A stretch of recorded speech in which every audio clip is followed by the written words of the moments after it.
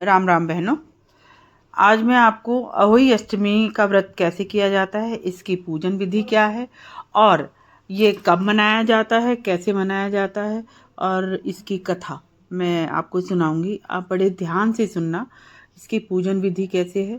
सबसे पहले हम पूजन विधि का विधान आपको बताते हैं।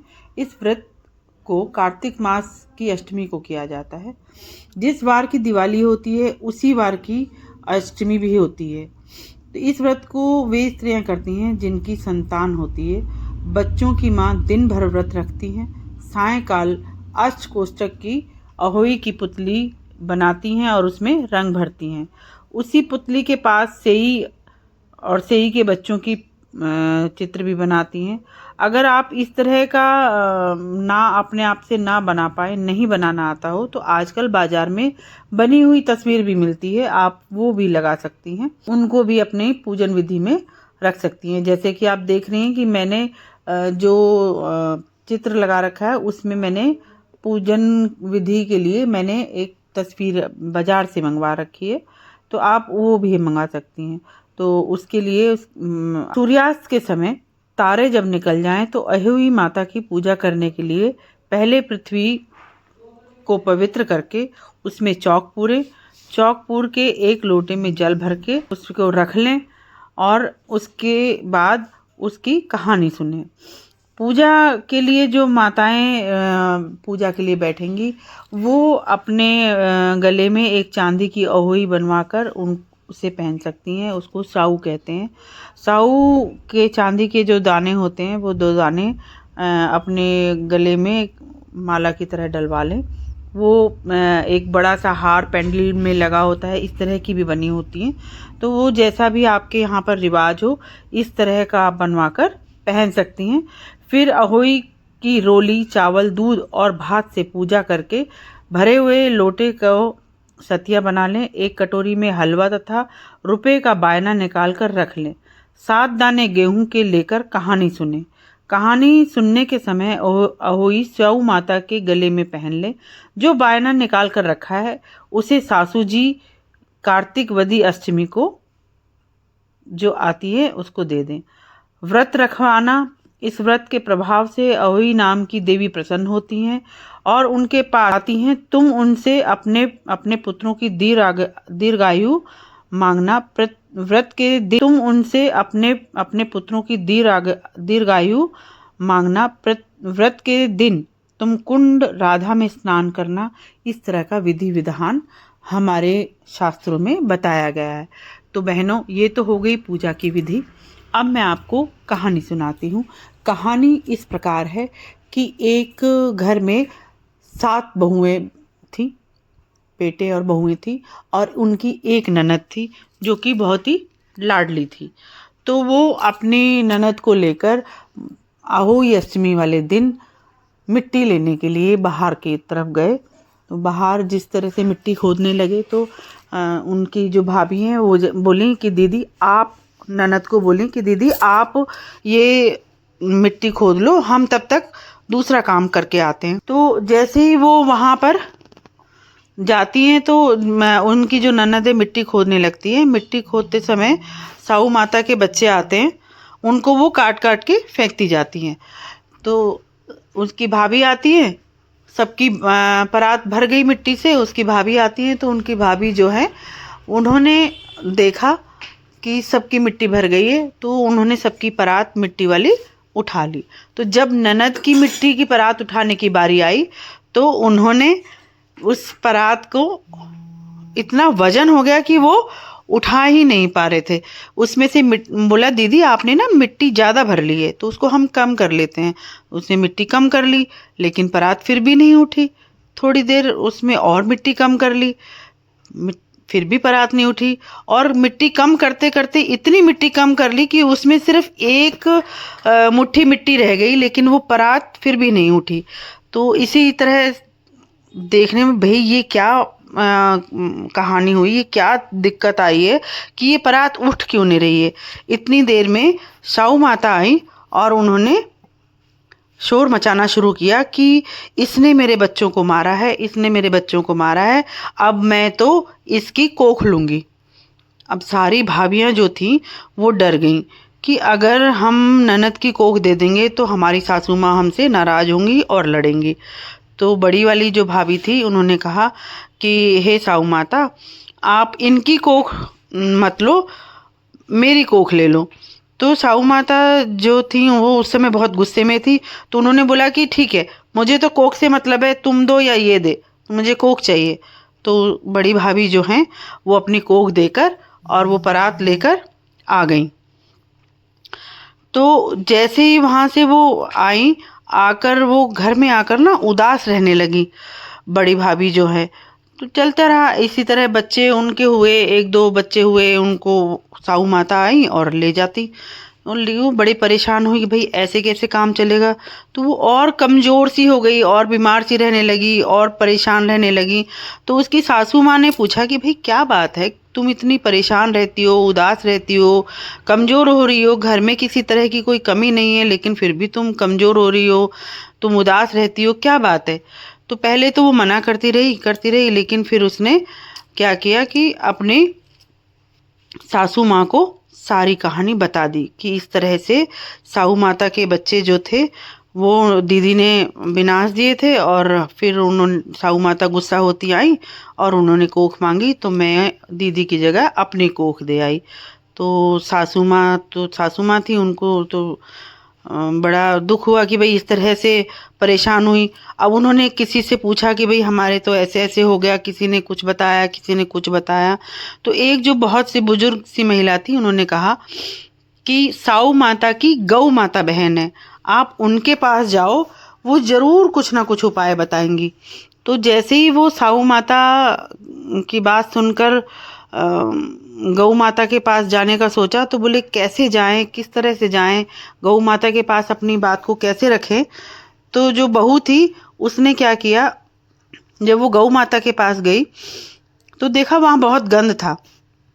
तो उसने वहाँ पे सफाई की, अच्छा सारी जगह झाड़ू लगा लोगों के और अच्छे से उनकी उसको साफ कर दिया। तो इस तरह से ना वो रोज आती और गौ माता के वहाँ से सफाई करके चली जाती। गौ माता को लगा भाई कौन है जो ऐसे आता है और सफाई करके चला जाता है। तो मैंने तो ऐसा कोई देखा नहीं, या मेरी किसी से बात नहीं हुई कि भाई कोई सफाई करेगा। तो आज ना मैं देखती हूँ कि कौन आता है।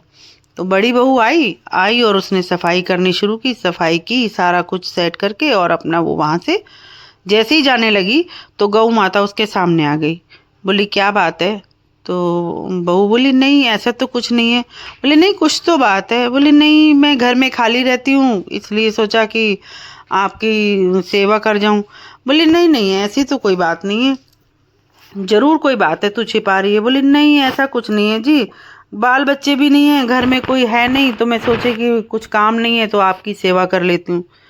तो बोली नहीं कुछ तो बात है, तू मुझे बता। तो जब गौ माता ने उसको थोड़ा सा दिलासा दिया तो वो बेचारी फट पड़ी। उसने अपनी सारी व्यथा जो थी वो सारी गौ माता को बता दी। तो साऊ माता का नाम आते ही गौ माता भी थोड़ी सी चौकन्नी हो गई। वो बोली भाई वो तो बहुत तेज तर्रार है, वो तो मेरी बात नहीं मानेगी, पर चल तू आइए, तूने इतनी सेवा की है तो मैं थोड़ी कोशिश करके देख सकती हूँ, अगर वो मान जाएगी तो मैं बिल्कुल बात करके देखूंगी। तो ऐसा कह के वो गौ माता साऊ माता के पास गई। साऊ माता के पास जाकर जैसे ही वो गई तो दरवाजे पर देखा, बच्चों ने बोला मौसी आई है, मौसी आई, मौसी आई। तो मौसी बोली हाँ मौसी आई तो है।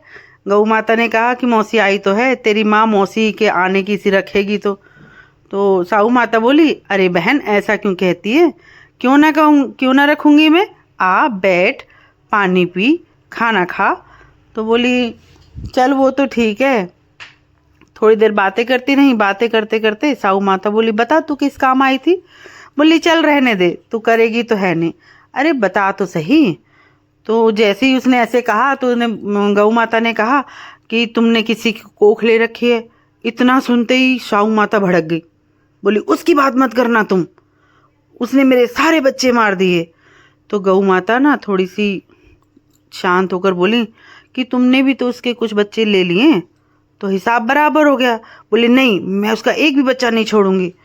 तो गौ माता बोली ठीक है कोई बात नहीं, जैसी तेरी मर्जी, मैंने तो पहले ही कहा था बच्चों से कि तेरी माँ उसकी मौसी की आई किसी रखेगी तो है। थोड़ी देर साहू माता सोचने लगी, सोचकर फिर बोली, अच्छा चल, एक बच्चा मैं दे दूँगी। तो बोली, अच्छा ठीक है बहन, धन्यवाद। ऐसा कह के गौ माता वहाँ से आ गई।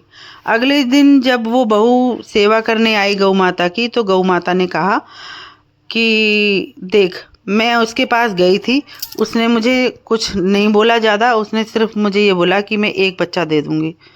तो अब की बार जब तेरा जापा हो तो मुझे बता देना, मैं तुझे तरीका बता दूँगी। तो जैसे ही उसका जापा आया, उसने बताया कि गौ माता ने उसको बताया कि अब की बार जब तुम्हारा जापा आएगा ना, बच्चा होने को हो, तो तुम अपना बच्चा बिटोरे में करना। बिटोरा वो जगह होती है जिसमें उपले रखे होते हैं, तो बिटोरे में करना और उसके दरवाजे पर कांटे गिरा देना।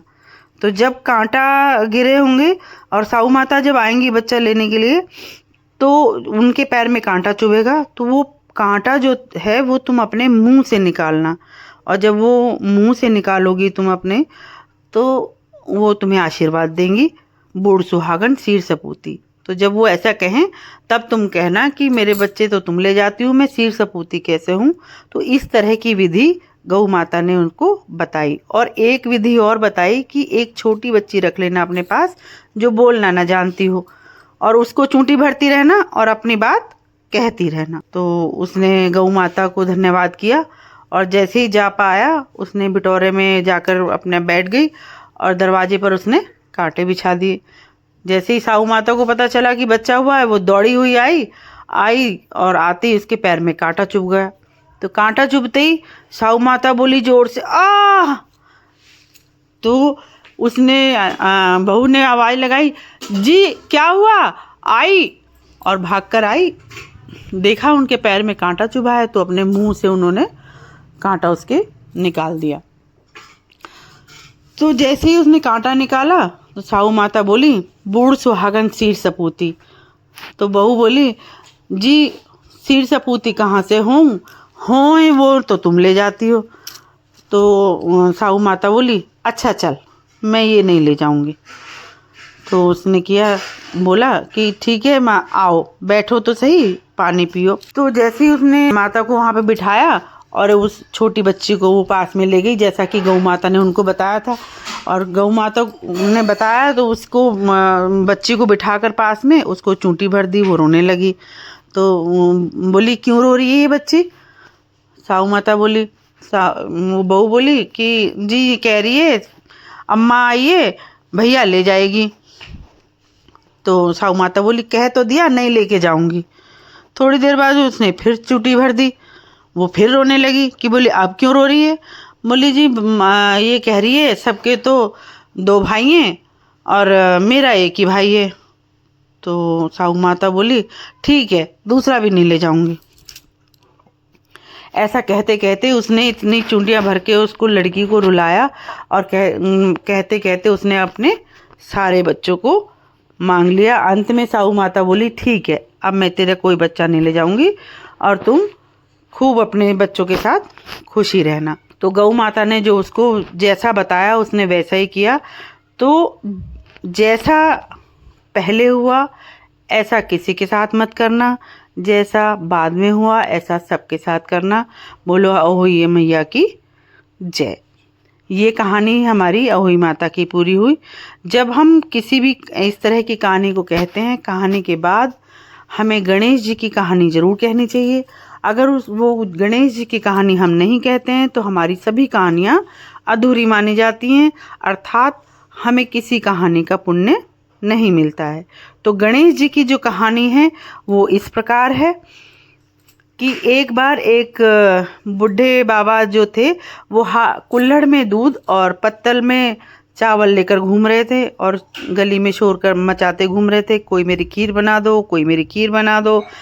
तो सब महिलाएं जो बैठी हुई थी, बाहर बैठी रहती हैं, वो सब उनको देख देख कर हंस रही थी कि देखो इनको, देखो ये अभी खीर बनाने की कह रहे हैं, इतने से सामान की कोई खीर बनती है।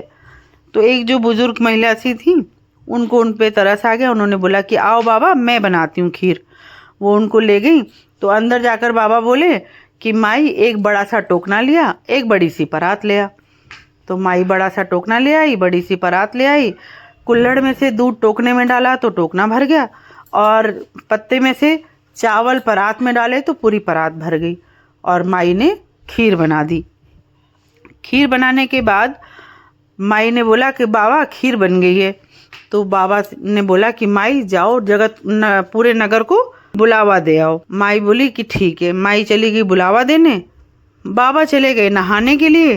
तो जो माई की बहू थी, बुढ़िया माई की जो बहू थी, उसको लगा कि भाई एक भगोना तो खीर बनी है, इतनी सी खीर है और पूरे नगर को बुलावा दे दिया, मेरे लिए तो खीर बचेगी नहीं, क्योंकि मैं तो बहू, मुझे तो बाद में मिलेगी खाने के लिए। तो मैं क्या करती हूँ, उसने क्या किया, थाली में खीर डाली और ठंडा किया, दरवाजे के पीछे लेके और अपना जल्दी जल्दी से खा के थाली मांज मूंज के और रख दी। इतने में वहाँ से जो बुढ़ी अम्मा आई, आगे बोली बाबा मैं नगर बुलाया दे आई, आ जाओ भोग लगा लो। तो बाबा जी तो गणेश जी थे, उनको तो क्या पहचानती। उन्होंने बोला बुढ़िया माई भोग तो लग गया दरवाजे के पीछे। बहू जी थोड़ी शक पका गई कि भाई ये क्या हुआ, लेकिन फिर भी आओ मैं भोग लगा देता हूँ। उन्होंने भोग लगाया, नगर ने पूरा अच्छा छक के खीर खाई। खीर खाने के बाद भी वो बच गई। तो बुढ़िया माँ ने पूछा कि बाबा मैं इसका क्या करूँ। तो उन्होंने कहा माई जाओ इसको नदी में धो लाओ। तो वो उसको नदी में धोने के लिए गई। नदी में धोया तो पूरी नदी दूध की हो गई। तो जब भी कोई कहानी सुने, गणेश जी की कहानी जरूर सुननी चाहिए। अगर ये गणेश जी की कहानी हम ना सुने तो हमारी सब कहानियाँ अधूरी मानी जाती हैं। जय गणपति महाराज की जय। जय हो हुई अष्टमी। सब पर कृपा करना, सबका भला करना, सारे संसार का भला करना।